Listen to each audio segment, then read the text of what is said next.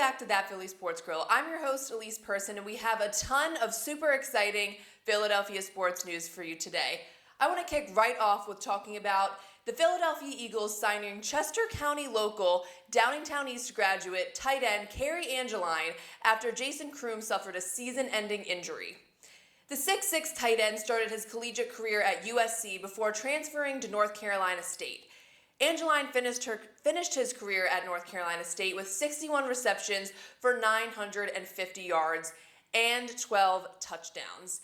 In 2020, Angeline actually tied 5th nationally among all tight ends with 27 receptions for 529 yards and 6 touchdowns, all in a single season. That's just amazing statistics right there. You know, Downingtown East grad, that's where I went to school, longtime friend, really good friends with, the community, and super excited to have him wearing the Philadelphia Eagles jersey. Angeline was signed by the Arizona Cardinals as a rookie free agent after the NFL draft this past year and was waived earlier this month. But the Eagles picked him up after Croom's injury, and I think that it's just awesome to see such a local wearing the Philadelphia green. Super exciting news for Angeline and his Chester County family. Continuing on with Eagles news, Jalen Hurts is back at practice this past Sunday after being a late scratch in Thursday night's game against the Patriots due to a stomach illness that ended him up in the hospital. It was confirmed that the illness was not COVID, but in fact a stomach virus or illness of the sort. Even though Hurts is back at practice, it is not confirmed that Hurts will be playing this Friday's preseason game against the Jets. Nick Sirianni said he's going to wait to see how joint practices with the Jets go this week leading up to Friday's preseason game against the Jets to make a decision. If Hurts doesn't play this Friday, Hurts will only have 10 snaps under his belt this preseason. However, the Eagles will have had 2 rounds of joint practices after this preseason, which really can be even more beneficial than preseason games at times. You're able to run a little bit more complicated stuff. You can show a little bit more that you wouldn't on national television. I do think it's important to see live game reps in front of a crowd. You have the music, the audience. There's so much that goes into practicing in those preseason games in the stadium, but I also think that it's super important to remember that Hurts is not a rookie quarterback. While he didn't play in many games last season, he still played in a few and did quite well in my opinion. So I'm not sure how essential preseason reps are for him right now, especially with a lot of second and third stringers playing a majority of the game. So personally, I would be okay if I didn't see Hurts this Friday. I want to because I am just getting antsy and giddy, and I am so excited to watch all the Eagles' first stringers play, but realistically, that's not going to be this upcoming Friday. So, in my opinion, I don't think that it is super essential to see Hurts play. I don't think a few reps in the game Friday will hurt him, but if Nick Sirianni does decide to sit him Friday, that's not something that's going to I'm not going to be upset with it too much. Talking briefly about the Eagles' first two preseason games, I don't think there is really too much to talk about and take apart here.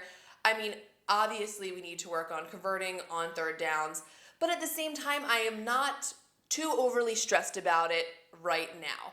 Joe Flacco is definitely not our number 1 quarterback, and we're not putting all of our number 1s out on the field, so what we're seeing is just not what we are going to be seeing come week 1. So I really don't believe that this is something that can be analyzed too deeply. I know Nick Sirianni is not happy with what is happening on the field. He's talked about in press conferences, third down conversions, they're super important. And obviously, yes, they are 100% very important. But I don't believe that what we're seeing in the preseason games is going to represent this upcoming season. And that's just my take on the preseason games as of right now. Moving on to other Eagles news, Jason Peters joins the Chicago Bears. He is competing for an opportunity at left tackle with the Bears. Peters said last season that he wanted to play another year in the league, but it became clear that it was not going to be with the Philadelphia Eagles. Peters is the longest tenured Eagles player. He played college ball at Arkansas and signed as an undrafted free agent with the Buffalo Bills in 2004. As a tight end, actually. He was initially signed as a tight end, not a left tackle, which is something that I actually didn't know, which I found really interesting. But in 2009, he was traded to the Eagles and continued his career with the Eagles all the way through the 2020 season before headed to Chicago to play with the Bears for this upcoming 2021 season. 11 years with the Eagles, that's definitely something to write home about. That's a long time. He did so much wearing an Eagles uniform. And it's going to be interesting and weird seeing him in a different jersey, but I definitely think it's time to have some different looks. And if he wants to continue playing, then I think that the Bears might be the best option for him. Unfortunately, Philadelphia, I don't believe, would have been the right fit for this upcoming season. Peters did talk about why he hasn't retired in a press conference recently. He said, quote, "I just love the game. When you stop loving the game, you're going to let it go. Right now, I still love doing it. It's fun to me. Going out on Sunday, my nephews and family watch me, so it's still fun for me. I like the camaraderie with the guys and stuff, the locker room. You don't get that nowhere else but here," end quote. I really can't believe that Peters is still going to be playing at the age of 39. It's definitely going to be something to see this upcoming season. Now moving along to the Philadelphia Phillies, who are still having their ups and downs. The Phillies are currently in second place with a record of 63-61 and are 5 games behind the Braves. And the Phils are just coming off a 2-1 series win over the San Diego Padres.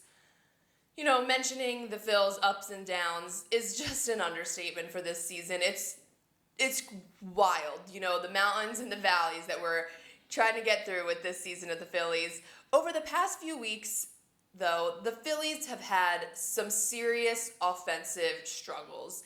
If you can remember, the Phils started August off with an 8-game win streak, which was awesome.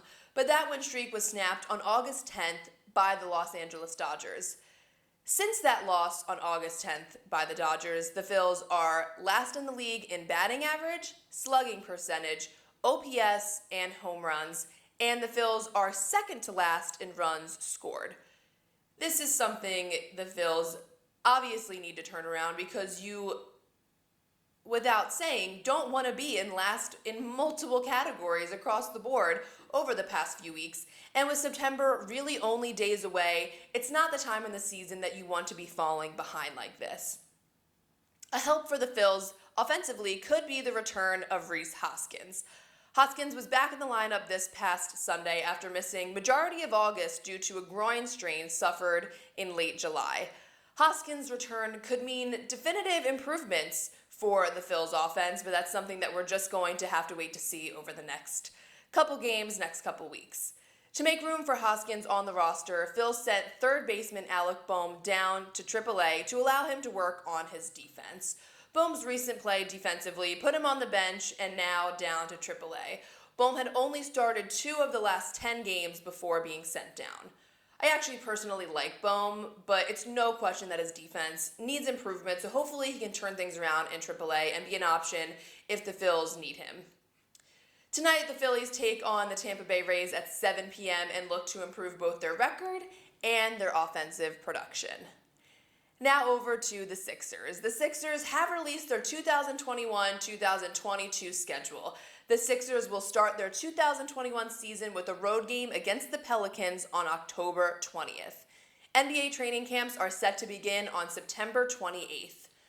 Am I the only one that feels like time is just flying? September 28th, the start of training camps, is really not that far away at all. Before we know it, we'll be back watching Sixers basketball, and I am just so excited for this upcoming season. I'm just so intrigued to see how everything plays out with Ben Simmons and, players like Tyrese Maxey and the way that the Sixers are just going to come together and, execute and perform this season. So that's something I'm really looking forward to coming into the 2021 season. Last Wednesday, the Sixers have agreed to a 2-year contract with guard Grant Riller. The 24-year-old guard was taken in the second round last year by the Hornets. He played 11 games for the Greenboro Swarm last year, in the G League bubble, averaging 13 points a game, 3.5 assists a game, and shooting 46% from the three-point arc.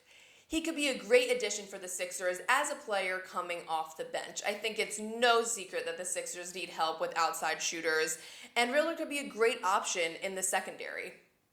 And finally, moving right along to our Flyers, attribution was avoided this past week as the Flyers front office and Travis Sanheim were able to come to an agreement with a 2-year, $9.35 million contract for Sanheim. The arbitration hearing to negotiate Travis Sanheim's contract and salary was scheduled for this upcoming Thursday, but the two parties were able to come to an agreement this past Saturday and are avoiding any courtroom hearings. This agreement is a great thing for both Sanheim and the Flyers. Sanheim is an important piece to the Flyers defense, who had its struggles this past season, but I do believe Sanheim, a first-round draft pick in 2014, offers a lot to the defense, and I believe he's going to continue to play a big role this upcoming season for the Flyers defense. And finally, in Flyers news, the Flyers signed restricted free agent Connor Bunnaman to a 2-year, $1.5 million contract this past Friday. The 23-year-old depth center was taken in the 4th round of the 2016 draft, and the Flyers have been very impressed with his growth and improvement as a player the past few years. Kevin Hayes even called him the most improved player in camp last season. I mean, it's a huge deal with even your alternate captain noticing the growth of this individual, so I'm really excited about the addition of Bunnaman to the Philadelphia Flyers. That's going to do it for this week's episode. Thank you so much for tuning in. I'm that Philly Sports Girl, and we'll see you soon.